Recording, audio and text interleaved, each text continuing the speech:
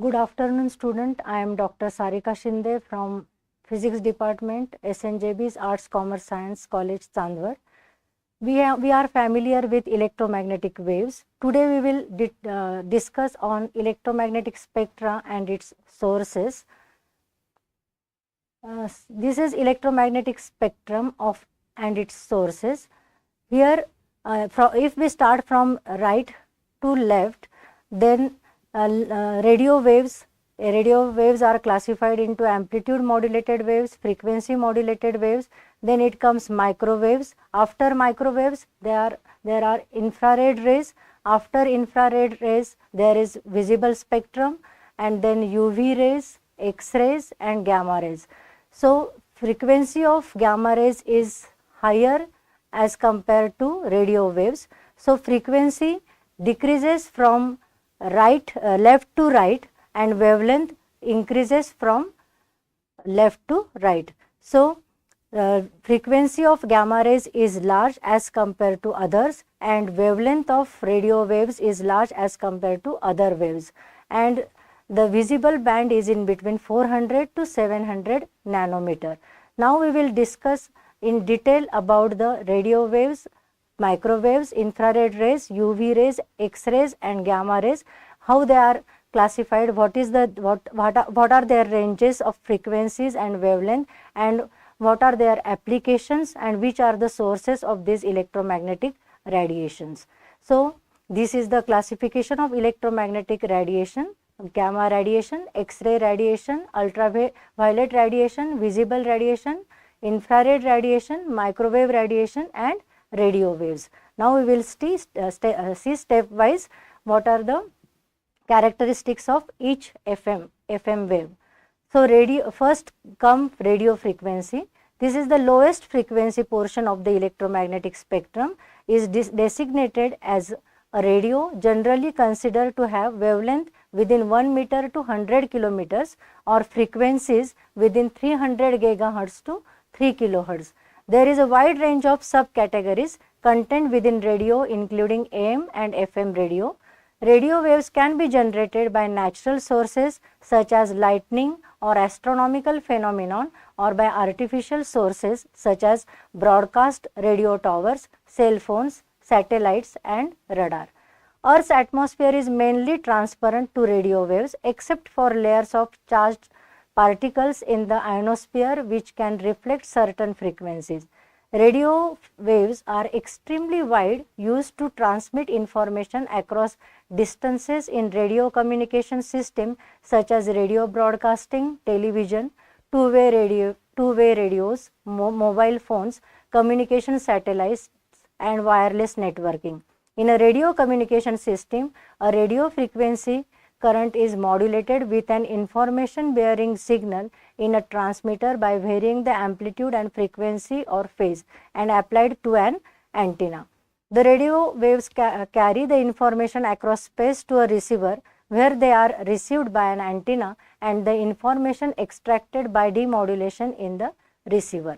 Radio waves are also used for navigation in systems like global positioning system. You are well known about GPS system. In GPS system, radio waves are used, and also the use of radio spectrum is strictly regulated by government, coordinated by a body called the International Telecommunication Union, which allocates frequencies to different users for different uses. Now, from which sources we can get radio waves? Stars, planets and other cosmic bodies emit radio waves. Radio waves are emitted and received by antennas, which consist of conductors such as metal rod resonators. In artificial generation of radio waves, an electronic device called transmitter generates an AC electric current which is applied to an antenna. The oscillating electrons in the antenna generate oscillating electric and magnetic field and radiate away from the antenna as a radio waves. So these are the sources of radio waves. Now the next part is of electromagnetic spectrum is microwaves. What is microwaves? These are the electromagnetic waves with wavelength ranging from as long as 1 meter to as short as 1 millimeter, or equivalently with frequencies between 300 megahertz to 300 gigahertz. The microwave region of the electromagnetic spectrum is generally considered to overlap with the highest frequency radio waves. They are emitted and absorbed by short antennas. They are also absorbed by polar molecules coupling with vibrational and rotational modes, resulting in the bulk heating. Microwaves can penetrate into materials and deposit their energy below the surface. This effect is used to heat food in microwave oven and for industrial heating used in radar, and are used for satellite communication and wireless networking technologies such as Wi-Fi, although this is an intensity levels unable to cause thermal heating. These microwaves are subcategorized into ultra high frequency, super high frequency and extremely high frequency. Ultra high frequencies range is 300 megahertz to 3 gigahertz, and range of super high frequencies 3 gigahertz to 30 gigahertz, and extremely high frequencies are 3 to 300 gigahertz. What is the use of ultra high frequency? They are used for television broadcasting, cordless phones, walkie-talkies, satellite communication and numerous other applications. And super high frequency, this frequency range is used for most radar transmitters, microwave ovens, wireless LANs, cell phones, satellite communication, microwave radio relay links and numerous short range terrestrial data links. And extremely high frequencies are used for the radio astronomy and remote sensing. Sources of microwaves. Microwaves can also be produced by atom and molecules. They are a component of electromagnetic radiation generated by thermal agitation, thermal motion of atoms and molecules in any object at a temperature above absolute zero causes them to emit and absorb radiation. The sun is also emits microwave radiation. Although most of it is blocked by Earth's atmosphere, the cosmic microwave background radiation is microwave radiation that permeates all the space, and its discovery supports the Big Bang theory of the origin of the universe. Microwaves can be produced by currents in macroscopic circuits and devices containing capacitors and inductors. Microwaves are produced by special vacuum tubes such as klystrons, magnetrons and Gunn diodes. For transmitting and receiving microwave, the size of the antenna must be below 1 meter. Third part of electromagnetic spectrum is infrared radiation. These infrared radiations are subcategorized into far infrared, mid infrared, near infrared. Infrared light is electromagnetic radiation with longer wavelength than those of visible light, extending from the nominal red edge of the visible spectrum at a 0.74 micrometers to 1 millimeter. This range of wavelength corresponds to a frequency range of approximately 300 gigahertz to 400 terahertz and includes most of the thermal radiation emitted by objects near room temperature. Infrared light is emitted or absorbed by molecules when they change their rotational vibrational movements. From which sources we can get infrared radiation? Infrared radiation is commonly referred to as a heat radiation. Only objects emitting with a certain range of temperatures and emissivity will produce most of their electromagnetic emission in the infrared part of the spectrum. All the hot body includes sun, star, galaxies, electronic devices, human body are the sources of infrared radiation.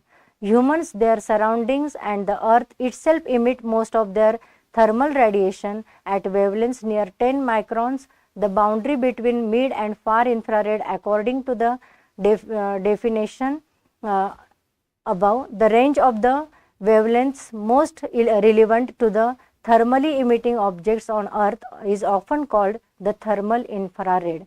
Many astronomical objects emit detectable amounts of infrared radiation at non-thermal wavelengths. Near infrared molecules vibration, plasma oscillations, infrared radiation can be used to remotely determine the temperature of object. Thus, these are the sources of infrared radiations. Next part is visible radiation.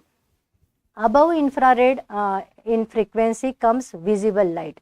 The sun emits its peak power in the visible region. Although integrating the entire emission power spectrum through all wavelengths shows that the sun emits slightly more infrared than visible light. By definition, visible light is the part of the EM spectrum. The human eye is the most sensitive to visible light, and it is typically absorbed and emitted by electrons in molecules and atoms that move from one energy level to another energy level. Electromagnetic radiation with a wavelength between 390 nanometer to 750 nanometer, that is 400 to 790 terahertz frequency, is detected by the human eye and perceived as visible light. So, the colors we see in our day-to-day life, that is VIBGOR, is the visible radiation or visible electromagnetic radiation, and these are the wavelengths 400 to 790 nanometer that we can this is the visible spectra of electromagnetic radiation. And what are the sources of visible radiation? Visible light is produced by vibration and rotation of atoms and molecules, as well as by electronic transitions within atoms and molecules. The receivers or detectors of light largely utilize electronic transitions. We say the atoms and molecules are excited when they absorb and relax when they emit through electronic transitions. Visible molecular electron excitation, plasma oscillation, sun, stars, hot metals, filaments of bulbs, LEDs, ionized particles, fire, these are the sources of visible radiation. Then next comes ultraviolet radiation. The wavelength of ultraviolet rays is shorter than the violet and the visible spectrum, but longer than the X-ray. The wavelength of the visible radiation falls in the range of 10 nanometer to 400 nanometer. UV is the longest wavelength radiation whose photons are energetic enough to ionize atoms, separating electrons from them and thus causing the chemical reactions. Short wavelengths UV and shorter wavelengths radiation above it, X-rays and gamma rays, are called ionizing radiation. Sources of ultraviolet radiation. The main source of UV radiation are sun and other celestial bodies. The sun emits significant UV radiation about 10% of its total power, including extremely short wavelength UV that could potentially destroy most life on Earth.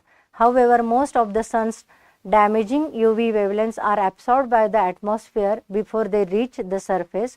Most of the UV in the mid-range of energy is blocked by the ozone layer, which absorbs strongly in the important 200 to 315 nanometer range. Next come X-rays. X-rays are electromagnetic waves with wavelengths in the range 0.01 to 10 nanometers, corresponding to frequencies in the range 30 petahertz to 30 exahertz, and the energy produced by X-rays is 100 electron volt to 100 kilo electron volt. X-ray radiation is also called Roentgen radiation after Wilhelm Roentgen, who is usually credited as its discoverer and who had named it X radiation to signify an unknown type of radiation, received Nobel Prize in Physics for their discovery. Sources of X-rays is astronomical objects such as acceleration disk around neutron stars and black holes emit X-rays. X-rays are also emitted by coronas of stars and strongly emitted by some types of nebulae. Then X-ray excitation of ejection of core atomic electrons, Compton scattering for low atomic numbers. X-rays are produced in laboratory in an apparatus called Coolidge tube. This is the Coolidge tube. It consists of glass tube having high vacuum, a filament which acts as a cathode, and an anode which emits the X-rays. As the cathode filament is heated, it emits electron. Hotter the filament gets, the greater the emission of electrons. These electrons are accelerated towards the positively charged anode, and when the electrons are strike the anode, they change direction and emit breaking radiation, X-rays, with a continuous range of energies. The maximum energy of the X-rays is the same as the kinetic energy of the electron striking the anode. Thus, we can prepare X-rays, or we can produce X-rays in our laboratory also. Next, the last part of our EM spectrum is gamma rays. These are the having high frequency range and high energetic rays. More commonly, gamma rays are used for diagnostic imaging of nuclear medicine. An example being PET scans. The wavelength of gamma rays can be measured with high accuracy through the effect of Compton scattering. Sources of gamma rays, or natural sources of gamma rays on Earth, include gamma decay from naturally occurring radioisotopes such as potassium-40, and also as secondary radiation from various atmospheric interactions with cosmic ray particles. Some rare terrestrial natural sources that produce gamma rays that are not of a nuclear origin are lightning strikes and terrestrial gamma rays flashes. These are the different sources from which we can produce gamma rays. So, this is the range of different electromagnetic waves, that is radio waves. Its wavelength is greater than 1 meter and frequency is 3 kilohertz to 300 megahertz. Microwaves having frequency 300 megahertz to 300 gigahertz. Like this, these are the ranges of our electromagnetic waves. Thank you very much for listening my lecture patiently. Thank you.